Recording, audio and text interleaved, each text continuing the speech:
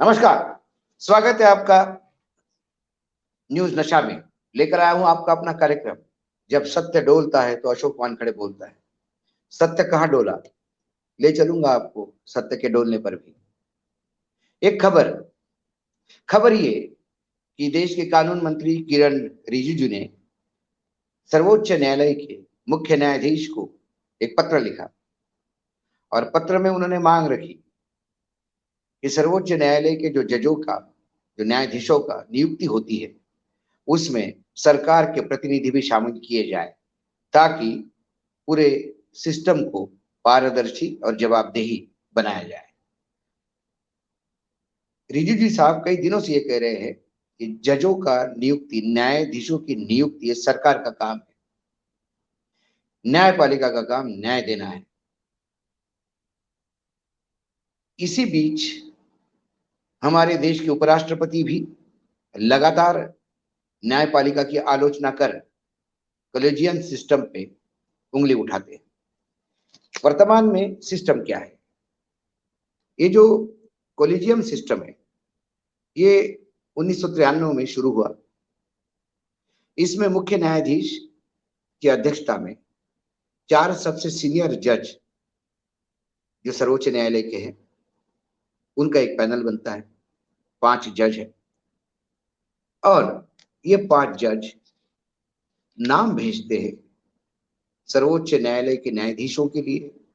High court से जो promotion होते हैं, डायरेक्ट बार से किसी को लेना हो तो उनको, ट्रांसफर्स ऑफ हाई कोर्ट जजेस from one court to another court, promotion of high court जजेस, ये सारी काम जो है ये एक कॉलेजियम करता है।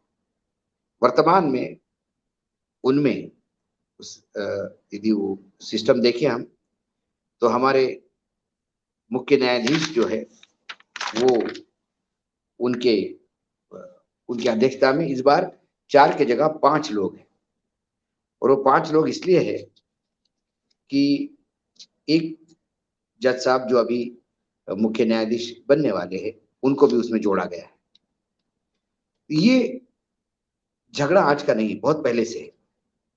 2015 में national judiciary appointment commission act 2015 ये सांसद ने पारित किया, लेकिन सर्वोच्च न्यायालय के संविधान पीठ ने इसे असंवैधानिक करार करके अलग कर दिया।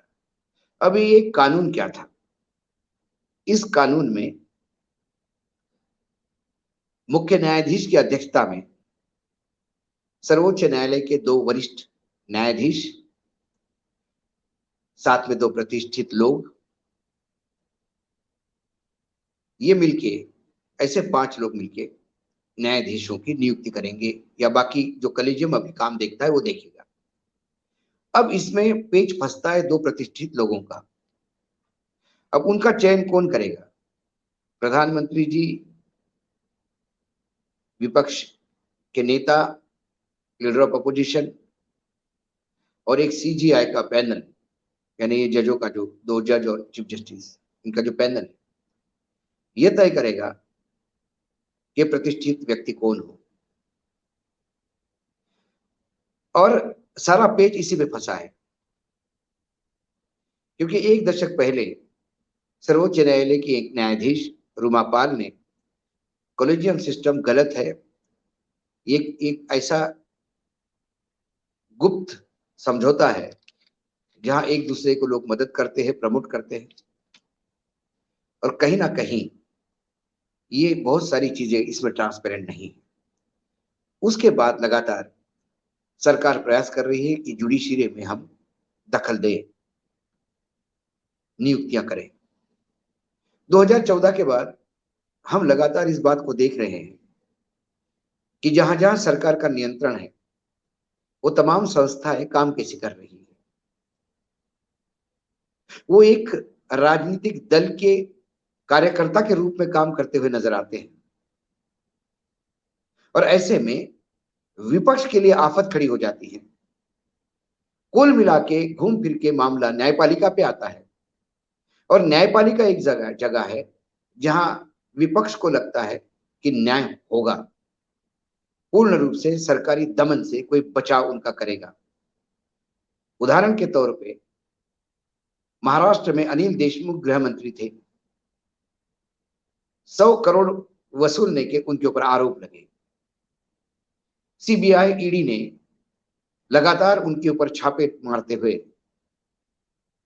उनको जेल डाला। करीब करीब 1 साल तक वो जेल में रहे। जब उनका बेल एप्लीकेशन कोर्ट के सामने आया तो कोर्ट ने ये कहा कि चार्जशीट और तमाम प्रूफ देखने के बाद तो लगता ही नहीं कि अनिल देशमुख पे कोई केस बनता है। ये सारी बातें हियर से है, सुनी सुनाई बातों पे ये हुआ है। 100 करोड़ के आरोप लगे, 4.5 करोड़ का इन्वेस्टिगेशन हुआ और चार्जशीट में 1.5 करोड़ रुपए के चार्जेस लगे और 1 साल जेल में रहने के बाद उन्हें बेल मिली। कोर्ट ने अपने टिप्पणी में यह भी कहा, एक कोर्ट दूसरे बड़े केस का हवाला देते हुए, कि उस केस के दृष्टिकोण से यदि देखा जाए तो ये तो छूट जाएंगे। तो कुल मिलाकर यदि न्यायाधीशों की नियुक्तियां राजनीतिक दलों के हस्तक्षेप से हो तो फिर राजनीतिक दल पूर्ण रूप से न्यायपालिका पे भी कब्जा कर लेगा, अपने विचारधारा के लोगों को लाएगा। ऐसे में फिर न्यायपालिका निष्पक्ष कैसी होगी? हाँ, वर्तमान में भी कमियां हैं, लेकिन वो कमियां इतनी नहीं कि ये जो national judiciary appointment commission act आने के बाद जो घपले होंगे, जो खेल होंगे, उससे तो कमी छोटे ही खेल होते हुए दिखाई देते हैं। रिजिजू जी का ये पत्र, मैंने क्यों कहा सत्य डोलता है, डोला है यहां पे। रिजिजू जी का ये पत्र national judiciary appointment commission act 2015 को पुनर्जीवित करने का एक प्रयास है, जिसको असंवैधानिक संविधान पीठ में करार दिया है। क्योंकि इसके बाद, इसके पहले भी तमाम एजेंसियों के जो मुखिया हैं, उनके अपॉइंटमेंट में लीडर ऑफ अपोजिशन और इनको सबको रखा जाता है, लेकिन कई अपॉइंटमेंट में लीडर ऑफ अपोजिशन ने ऑब्जेक्शन लेने के बाद भी वो अपॉइंटमेंट होता है, क्योंकि मेजोरिटी उनके साथ होती है। ऐसे में वो डिसेंट नोट ही रहता है और कई करप्ट ऑफिसर बड़े बड़े पोस्ट पे जाते हुए भी हमने देखे, क्योंकि वो सत्ता पक्ष को सूट करते हैं। ये ऐसा मात्र वर्तमान केंद्र में भाजपा है इसलिए नहीं, कल कांग्रेस आए या कोई भी दूसरी पार्टी आए या तीसरा फ्रंट आए, चौथा मोर्चा आए, जो भी सत्ता में आएगा इसका भरपूर उपयोग करेगा। क्योंकि आज के क्षेत्र में जो हम लोकतंत्र के 3 स्तंभ जिसको कहते हैं, उसमें एक स्तंभ तो स्वयं राजनीति है, दूसरा स्तंभ लेजिस्लेचर है, विधायिका है, दूसरा स्तंभ ब्यूरोक्रेटिक है जो हमारा एडमिनिस्ट्रेशन है। वो वर्तमान में वैसा ही सत्ता पक्ष के सामने नृत्य करने लगता है, उनकी आवा भगत करने लगता है। और जो लोग सत्ता पक्ष को आईना दिखाते हैं, उनको अशोक खेमका जैसे साल में 15-20 बार तबादलों को झेलना पड़ता है। न्यायपालिका में भी यदि यही होने लगा तो फिर इस देश में निष्पक्षता किसको कहेंगे? रिजिजू इस पत्र के द्वारा, ये पत्र गुजारिश नहीं, ये पत्र national judiciary appointment commission act को लागू करने का पहली स्टेप है, पहली पायदान है। आने वाले समय में यह घमासान होगा, लेकिन जरूरी नहीं कि हर मुख्य न्यायाधीश इसी मुख्य न्यायाधीश जैसे, वर्तमान मुख्य न्यायाधीश जैसे लड़े।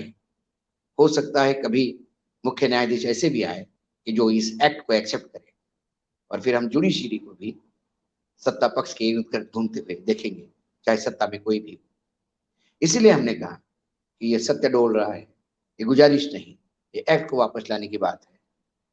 हाल ही में एक और देश है जहां न्यायपालिका में सरकार का हस्तक्षेप करने का प्रयास सरकार ने किया इजराइल में, और लाखों के तादाद में लोग रास्ते पे आ गए।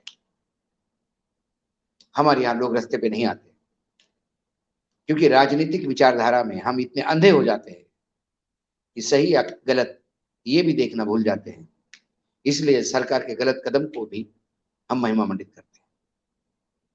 इसलिए इजराइल में जो होगा वो देश में होगा ऐसा लगता नहीं। इस देश में भी हुंकारे उठी है। जयप्रकाश नारायण से लेकर तमाम लोगों ने दिखा भी दिया इस देश में भी परिवर्तन ला सकते हैं। लेकिन फिर आज ना जयप्रकाश नारायण है ना वो जनता है, क्योंकि धर्म का चश्मा हमें सब कुछ अपने कलर में दिखाता है। और फिर जब इंसान के लिए धर्म सर्वोपरि हो जाता है तो फिर संविधान का धर्म रहता कहाँ है? संविधान भी अधर्मी होते हुए दिखाई देता है। आज इतना ही, फिर आऊंगा कल किसी विषय के साथ। तब तक के लिए नमस्कार। देखते रहिएगा न्यूज नशा। आप हमसे जुड़े रहने के लिए सब्सक्राइब करें YouTube पर, फॉलो करें ट्विटर पर और लाइक करें Facebook पर।